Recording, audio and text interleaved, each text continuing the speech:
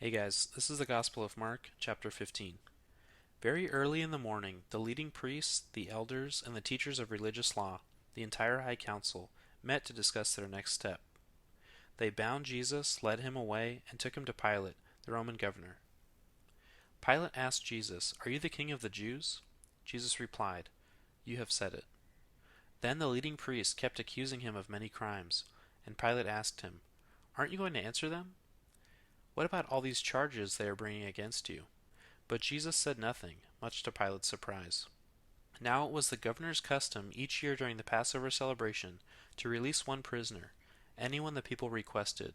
One of the prisoners at that time was Barabbas, a revolutionary who had committed murder in an uprising. The crowd went to Pilate and asked him to release a prisoner as usual. "Would you like me to release to you this king of the Jews?" Pilate asked.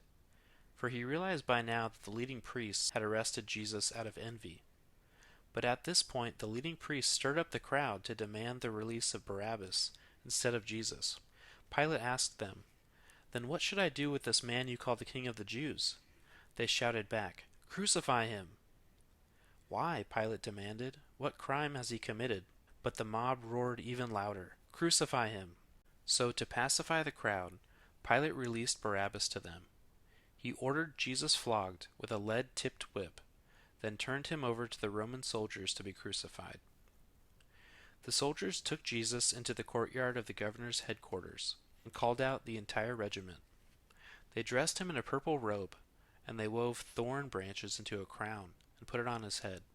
Then they saluted him and taunted, "Hail, King of the Jews!" And they struck him on the head with a reed stick, spit on him, and dropped to their knees in mock worship. When they were finally tired of mocking him, they took off the purple robe and put his own clothes on him again. Then they led him away to be crucified. A passerby named Simon, who was from Cyrene, was coming in from the countryside just then, and the soldiers forced him to carry Jesus' cross. Simon was the father of Alexander and Rufus, and they brought Jesus to a place called Golgotha, which means place of the skull. They offered him wine drugged with myrrh, but he refused it. Then the soldiers nailed him to the cross. They divided his clothes and threw dice to decide who would get each piece. It was 9 o'clock in the morning when they crucified him. A sign announced the charge against him. It read, "The King of the Jews." 2 revolutionaries were crucified with him, one on his right and one on his left. The people passing by shouted abuse, shaking their heads in mockery. "Ha! Look at you now!" they yelled at him. "You said you were going to destroy the temple and rebuild it in 3 days. Well then save yourself and come down from the cross." The leading priests and teachers of religious law also mocked Jesus. "He saved others," they scoffed, "but he can't save himself. Let this Messiah, this King of Israel, come down from the cross, so we can see it and believe him." Even the men who were crucified with Jesus ridiculed him. At noon, darkness fell across the whole land until 3 o'clock. Then, at 3 o'clock, Jesus called out with a loud voice, "Eloi, Eloi, lema sabachthani," which means, my God, why have you abandoned me?" Some of the bystanders misunderstood and thought he was calling for the prophet Elijah. One of them ran and filled a sponge with sour wine, holding it up to him on a reed stick so he could drink. "Wait," he said, "let's see whether Elijah comes to take him down." Then Jesus uttered another loud cry, and breathed his last.